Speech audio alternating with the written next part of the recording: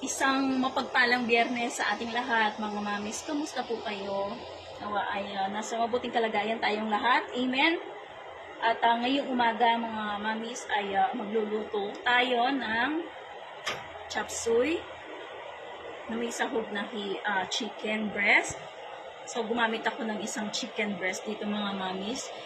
Nakatimpla na siya ng bawang, sibuyas, paminta. At partner niya, mga mamis, ay yung ating lumpia.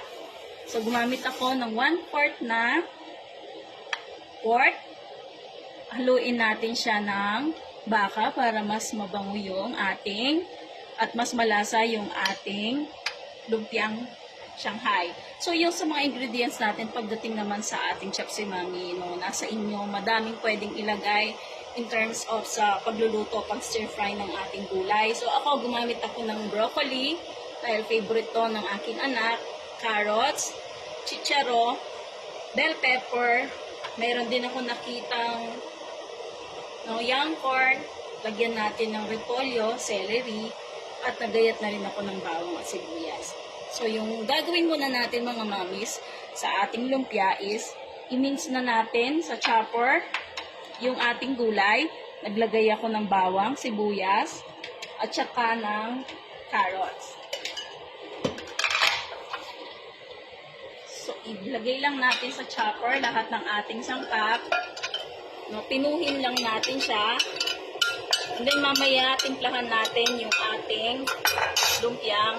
Mamis, ito po yung ating chopper, no? Ipa-fine na natin yung ating gulay para sa ating lumpiang Shanghai. So, napakabilis lang, mga mamis, no? Yung paggamit ng ating chopper. So, makikita natin kung gaano kapino yung gulay na gusto ninyo, yung desired na gusto ninyong pino. Tingnan nyo naman po, napakaganda ng ating gulay. Haluin lang natin siya dito sa ating pork at saka beef.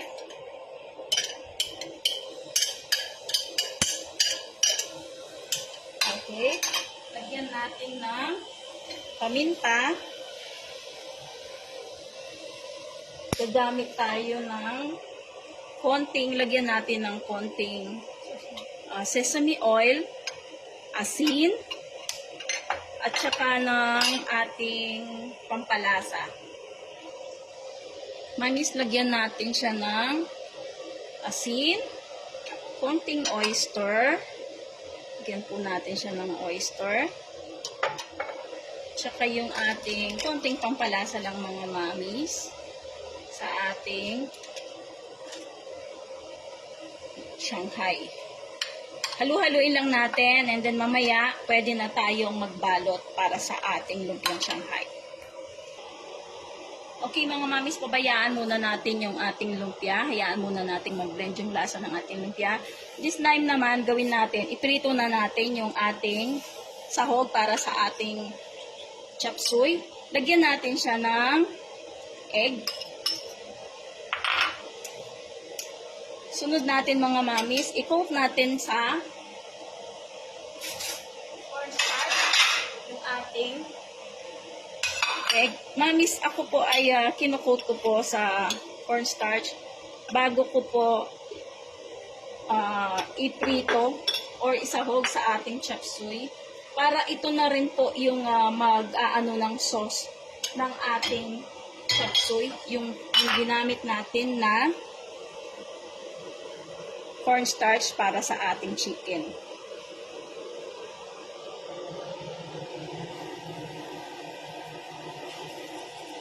Prito ko muna siya, mami. And then mamaya, pagtapos na natin na prito lahat, ay igisa na natin siya. Okay, mga mamis, ito po yung ating mga chicken na gagamitin natin pang sahog. Kinoat ko siya ng kanina ng cornstarch at saka ng itlog. Mag-gisa na po tayo. Bawang sibuyas. Bawang sibuyas.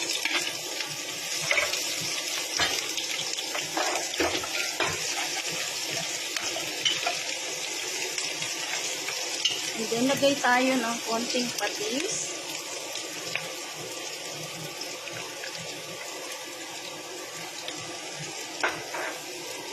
Ilagay na rin natin yung ating chicken. Pabayaan lang natin siya, mga mamis. Kaya natin lumabas yung ating bango. Maglagay tayo ng 1/2 cup na water. At saka yung ating Knorr cubes. Pakuluan muna natin siya.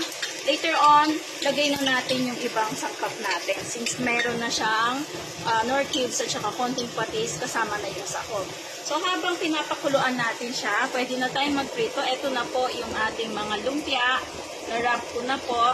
So mga bite size lang. Prito na natin siya.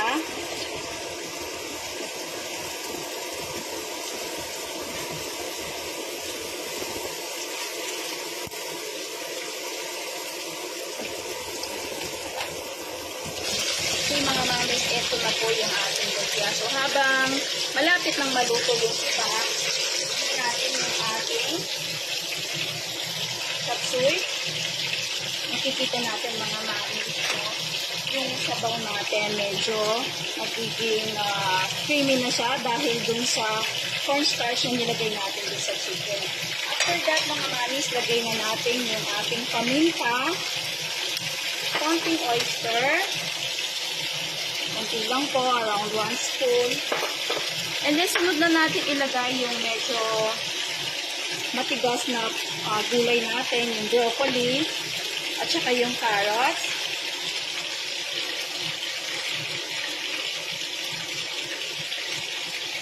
And then, later on, mga mami, sisunod natin yung ibang gulay na mas madaling maluto. Okay, mga mamis, eto na yung ating gulay. Tikman muna natin yung sabaw. Since wala pa ako nilagay na mga asin kung hindi yung Knorr cubes lamang, tignan natin kung tama yung timpla natin.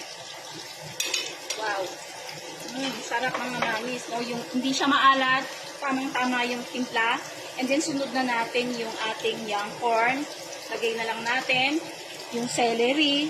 So sunod-sunod na sila mga mamis hanggang sa pwede na nating iserve yung ating chop suey na may lumpiang Shanghai. Mamis, eto na po ang ating menu for today. Tara na po at tayo ay mananghalian na. And before I end mga mamis, ang sabi sa Colossians 3:23, ano man daw ang ating gawin ay gawin natin ng buong puso para sa Panginoon at hindi sa tao. Amen? God bless everyone. Thank you for watching.